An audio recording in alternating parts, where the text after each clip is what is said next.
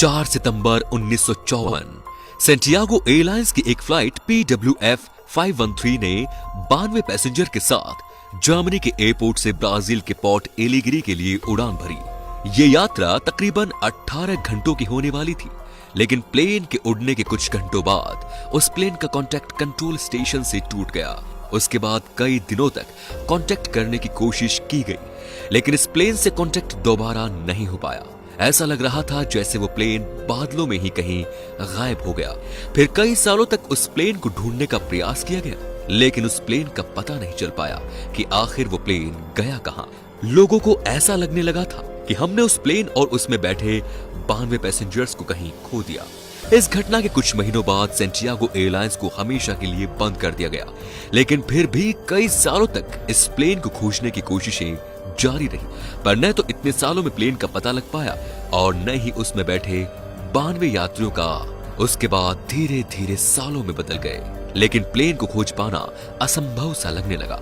लेकिन फिर एक दिन अचानक इस घटना के ठीक 35 साल बाद 12 अक्टूबर 1989 को पोर्ट एलिगरी के रडार में एक अननोन प्लेन देखा गया, जो कि काफी तेजी से एयरपोर्ट के रनवे की तरफ बढ़ रहा था। और जब वो प्लेन लैंड हुआ तो उसे देखकर वहां के ट्रैफिक कंट्रोल में बैठे लोगों के होश उड़ गए, और उसकी वजह ये थी कि वो प्लेन सैंटियागो एयरलाइंस की थी, जो कि 35 साल पहले बंद हो गई थी।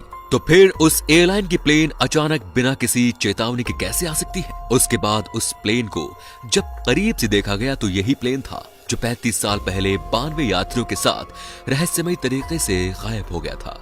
ये सब देख वहां मौजूद लोगों को कुछ भी समझ में नहीं आ रहा था कि आखिर ये सब हो क्या रहा है। ये तो कुछ नहीं, अब जो मैं आपको बताऊंगा वो तो जानकर आपके भी रोंगटे खड़े हो जाएंगे। एयरपोर्ट ट्रैफिक कंट्रोल ने उस प्लेन के कैप्टन से कांटेक्ट करने की काफी कोशिश की, लेकिन कैप्टन का जवाब न मिलने पर एयरपोर्ट अथॉरिटी ने अंदर जाने का फैसला किया। फिर प्लेन के दरवाजे को किसी तरह खोलकर वे अंदर पहुंचे। उसके बाद उन लोगों ने जो देखा वो देखकर उनके पैरों तले जमीन खिसक गई, क्योंकि प्लेन में इंसानों की जगह इंसानी कंकाल मौजूद थे, जो कि अपनी अपनी सीटों पर सीट बेल्ट से बंधे हुए थे।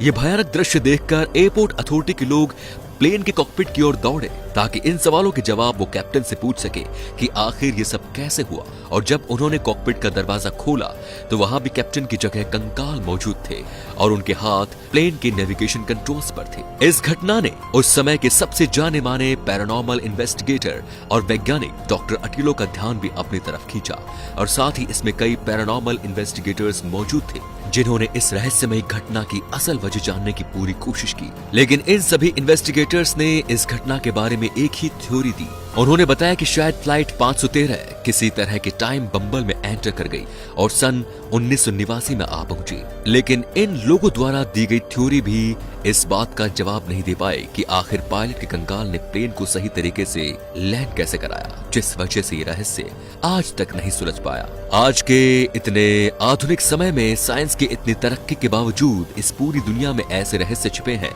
जिनका अभी तक साइंस के पास कोई जवाब नहीं है। तो दोस्तों, इस वीडियो को लेके आपके मन में क्या विचार हैं हमें कमेंट में जरूर बताएं, और वीडियो पसंद आया हो तो शेयर जरूर करें। धन्यवाद।